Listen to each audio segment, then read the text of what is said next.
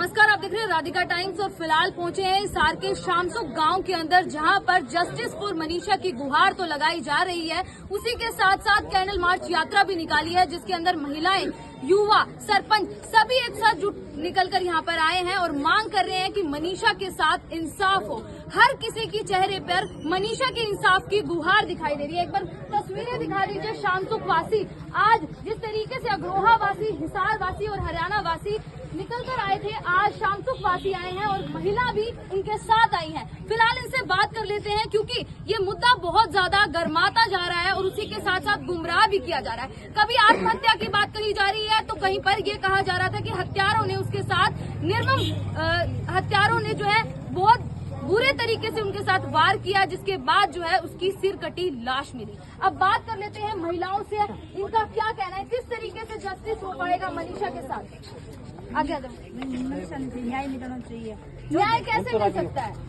ऐसे में फांसी होनी चाहिए। धीरेन्द्र को जैसे बेटी को मारा नहीं, उसी को उसी साथ धीरेन्द्र को मारना चाहिए। मतलब जैसा मनीषा के साथ किया गया वैसा ही उनके साथ होना चाहिए। आप सभी का यही कहना है, उनके साथ वैसा ही होना चाहिए।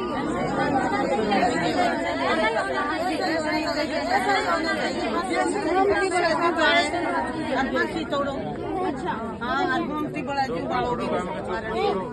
देखिए लोगों का यही कहना है कि जिस तरीके का व्यवहार, जिस तरीके की दरिंदगी मनीषा के साथ की गई है, वैसा ही सलूक जो है उनके हत्यारों के साथ किया जाना चाहिए। वहीं पर हमारे साथ अमित ढाका मौजूद है और उसी के साथ साथ सरपंच भी मौजूद है, युवा वर्ग भी हमारे साथ मौजूद है। उनसे बातचीत कर लेते हैं।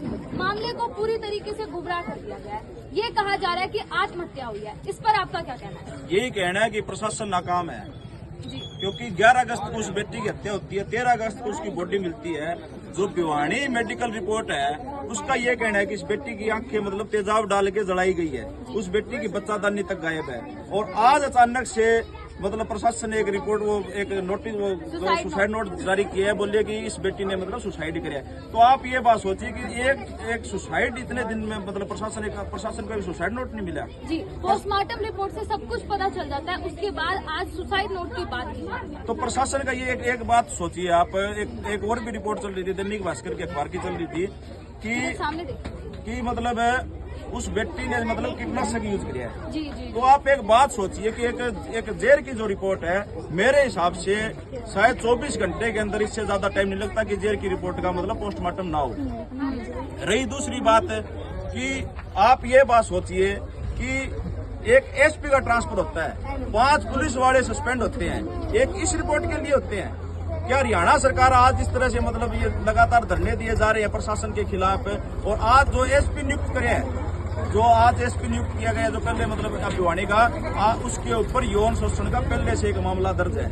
उस एसपी के दौरान जींद के अंदर 25 मर्डर तक हुए हैं। ऐसे एसपी को हमारे ऊपर भिवानी के अंदर न्याय बिठाए, उस बेटी को न्याय कैसे मिलेगा? जी, 5 दिन बाद सुसाइड मिला, उसी के साथ साथ अभी तक पेरेंट्स की तरफ से भी कोई बयान निकलकर सामने नहीं आया कि जो सुसाइड नोट मिल रहा है उससे वो संतुष्ट हैं, ये मानते हैं कि आत्महत्या है या नहीं है। नहीं, उनका देखा हमने तो उसके माता पिता तो बहुत दुखी है, और उनका यही कहना है कि हमारी बेटी है, मतलब ये हो ही नहीं सकता। जब उस बेटी का बाप रिपोर्ट लिखाने के लिए थाने के अंदर गया था, तो उस एसएचओ ने कहा था कि 2-3 दिन के अंदर लव मैरिज सर्टिफिकेट लेके आपकी बेटी आपके घर आ जाएगी। आप देखिए कि एक बेटी के बाप के साथ अगर इस तरह बात, हरियाणा सरकार मतलब सुप्रीम कोर्ट का आदेश है कि जब भी गुमशुदगी की रिपोर्ट होती है तो आप 6 घंटे के अंदर कार्रवाई करो। 31 जुलाई 2024 को है, लेकिन इसके बावजूद भी जब एक एसएचओ ये बात कहने लग रहा है, उस एसएचओ के ऊपर उसका लाइन हाजिर नहीं करना चाहिए, उनको तो बिल्कुल बर्खास्त करना चाहिए उनकी नौकरी से। जी, गर्दन पर जो है घाव जो बहुत गहरे हैं, अब अगर सुसाइड होगी तो क्या अपने आप को कोई इस तरीके से मारेगा? ना तो इस तरह कोई अपने आप को काटेगा, ना ही कोई अपने आप इस तरह से तेजाब डालेगा, ना ही कोई अपने उसके जो सांस की नली है, भोजन की नली है, जो ऑर्गन्स है उस बॉडी के, ना वो अपने आप को मिस कर सकता।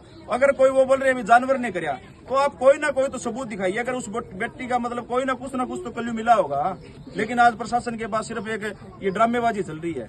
इन ड्रामेबाजी जिस तरीके से कार्रवाई की जा रही है, और वहीं पर सीएम नायब सिंह सैनी का भी बयान निकलकर सामने आया कि मिट्टी में मिला देंगे, अब तक तो कुछ नहीं। हम तो चाहते हैं कि सैनी साहब ये करें, क्योंकि आज हरियाणा के अंदर आप देखते जाइए कि ऐसा कोई 2-3 दिन में एक ऐसी घटना हो जाती है जिसके अंदर मतलब आत्मा रोती है कि हरियाणा नहीं, आज यूपी और बिहार से भी ऊपर हो गया।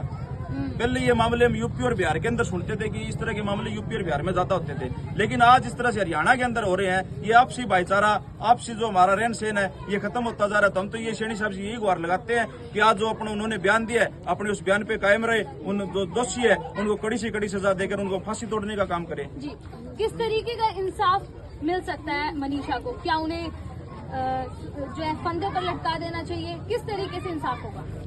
ऐसा जी, इंसाफ जो आदमियों के बीच में चौक के अंदर उनको फांसी लटकाना चाहिए। उसके अलावा कोई ऑप्शन नहीं है? कोई ऑप्शन नहीं है जी इसके अलावा, क्योंकि जो दूसरे देखें उनकी रूह कांप जानी चाहिए। इतनी दर्दनाक उनको मौत देनी चाहिए। मौत देनी चाहिए या जिंदा छोड़ देना चाहिए? नहीं, बुरे हालात के अंदर जिंदा छोड़ के दोबारा थोड़ी करवाना चाहिए ऐसा काम, क्योंकि उनको मौत ही एक विकल्प है। मौत देनी चाहिए, जो दूसरा देख के भी ऐसा काम ना कर सके। वहीं पर ये भी बातें निकलकर सामने आ रही है कि जैसे कि अलग अलग मुद्दे इसके अंदर निकलकर सामने आ रहे हैं, सुसाइड के मामले निकलकर सामने आ रहे हैं। कहीं पर ये कहा जा रहा है कि हत्यारों ने ऐसा कुछ किया है। उसके बाद मीडिया पर भी दबाव बनाया जा रहा है कि इसके मामले में खुलासा ना किया जाए। और अब जैसे कि मैं आपके साथ यहाँ पर जुड़ी हूँ, आप लोग आवाज उठा रहे हैं। क्या आपको लग रहा है कि इसके बीच में कुछ अलग बात निकलकर सामने आ सकती है?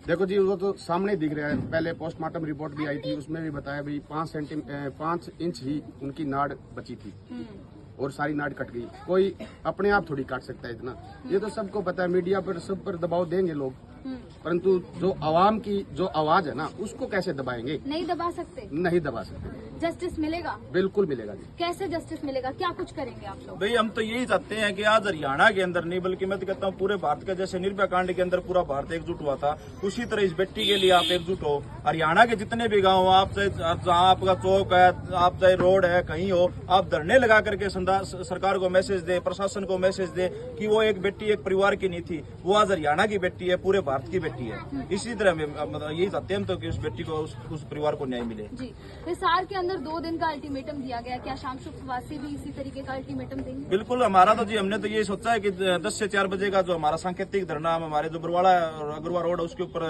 रोड से हट करके हम 2 दिन का ये सांकेतिक धरना देंगे, ताकि सरकार को पता लगे कि एक एक गांव के अंदर आज धरने चालू हो चुके हैं। अगर हमें जरूरत पड़ी तो हम उसको अनिश्चितकालीन धरना भी देंगे। यानी कि 20 तारीख तक आप अल्टीमेटम देंगे? बिल्कुल जी। तो भाई देख सकते हैं जिस तरीके से हरियाणा के हर क्षेत्र से जस्टिस फॉर मनीषा की गुहार लगाई जा रही है, तो अब शामसुख वासियों ने भी अल्टीमेटम दे दिया है 2 दिन का। अगर 2 दिन के अंदर मनीषा के हत्यारों को पकड़ा नहीं जाता तो उसके बाद एक बड़ा जन आंदोलन भी होगा और उसी के साथ एक बड़ी रूपरेखा तैयार की जाएगी। फिलहाल #जस्टिस फॉर मनीषा ट्रेंड करता जा रहा है। इस पर आपका क्या कहना है? कमेंट करें, शेयर करें। नमस्कार।